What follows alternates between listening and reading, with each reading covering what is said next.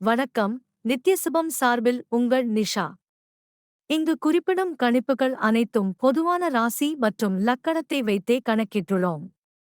உங்களது தனிப்பட்ட கணிப்பை எங்களது வலைத்தளத்தில் பெற்றுக்கொள்ளலாம். மேலும் எங்கள் வலைத்தளத்தில் ஜாத புத்தகம் பரிகாரங்களுடன் திருமண பொருத்தம், பெயர் பொருத்தம், ஜாதக கல் பொருத்தம் மற்றும் ஆஸ்ட்ரோ பொருட்கள் விற்பனைக்கு என பல வசதிகள் உள்ளது. வாங்கல் தலைப்பிற்கு செல்வோம். ராசிக்காரர்களுக்கு இந்த மாதம் முழுவதும் ராகு பகவான் 10ஆம் வீட்டில் இருப்பதால் உங்கள் வேலையை எளிதாகச் செய்வதில் நிபுணத்துவம் பெறுவீர்கள்.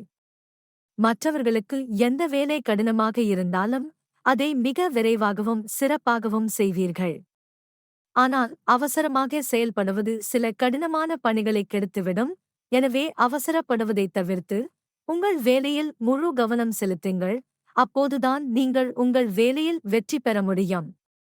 தொழிலதிபர்களுக்கு வியாபாரத்தை விரிவுபடுத்துவதற்கு முன் சில புதிய திட்டங்களை செயல்படுத்த வேண்டிய நேரம் இதுவாகும்.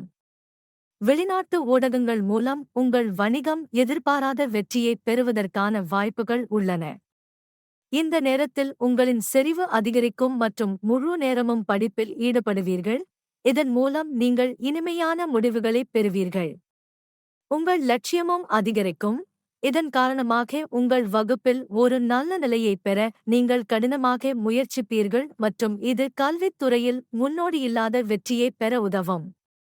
நீங்கள் நீண்ட காலமாக ஏதேனும் போட்டித் தேர்வுக்கு தயாராகிக் கொண்டிருந்தால் இந்த மாதம் கடினமான சவால்கள் நிறைந்ததாக இருக்கும். ராகு 10ஆம் வீட்டிலும் கேது 4ஆம் வீட்டிலும் இந்த மாதம் முழுவதும் நீடிப்பதால் வீட்டின் சூழ்நிலை நிலையற்றதாக இருக்கும் மற்றும் வீட்டில் அமைதியின்மை ஏற்படலாம். குடும்பத்தில் நல்லிணக்கம் சிறிது நேரம் குலைந்துவிடும். எனவே அதை மீட்டெடுக்க கடின உழைப்பும் தீவிர முயற்சியும் தேவைப்படும். 5ஆம் வீட்டின் அதிபதியான சுக்கிரன், குரு, புதன் மற்றும் சூரியனுடன் சேர்ந்து 12ஆம் வீட்டில் அமர்வதால் உங்களுக்கும் உங்கள் துணைக்கும் இடையிலான உறவை மேம்படுத்தும். நெருங்கிய உறவுகள் அதிகரிப்பதில் நீங்கள் மிகவும் மகிழ்ச்சியாக இருப்பீர்கள். ஆனால் சில காலத்திற்கு கருத்து வேறுபாடுகள் இருக்கலாம்.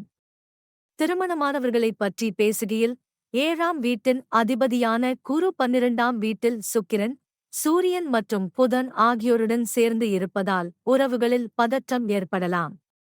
குடும்ப உறுப்பினர்களின் அதிகப்படியான குறுக்கீடு முக்கியமாக உங்களுக்கும் உங்கள் மனைவிக்கும் இடையே பதற்றத்தை அதிகரிக்கும். செவ்வாய் பகவான் மாதம் முழுவதும் உங்கள் 11ஆவது வீட்டில் இருப்பார். இது உங்கள் எல்லா பிரச்சனைகளையும் தீர்ப்பதில் முக்கிய பங்கு வகிக்கும் மற்றும் உங்கள் வருமானத்தை பராமரிக்கும். உங்கள் தினசரி வருமானமும் நன்றாக இருக்கும். ராசி அதிபதி உங்களின் 12ஆம் வீட்டில் புதன், சுக்கிரன், சூரியன், குரு ஆகியோருடன் அமர்ந்து செவ்வாய் 11ஆவது வீட்டில் அமர்ந்திருப்பதால் சனி பகவான் 9ஆம் வீட்டில் அமர்ந்திருப்பதால் சில உடல்நல பிரச்சனைகள் உங்களை தொந்தரவு செய்யலாம். இவற்றை சரியான நேரத்தில் கவனிக்கவில்லை என்றால் இந்த பிரச்சனை பெரியதாகிவிடும். பரிகாரம்: ஸ்ரீ விஷ்ணு சஹஸ்ரநாம ஸ்தோத்திரத்தை தினமும் பாராயணம் செய்ய வேண்டும்.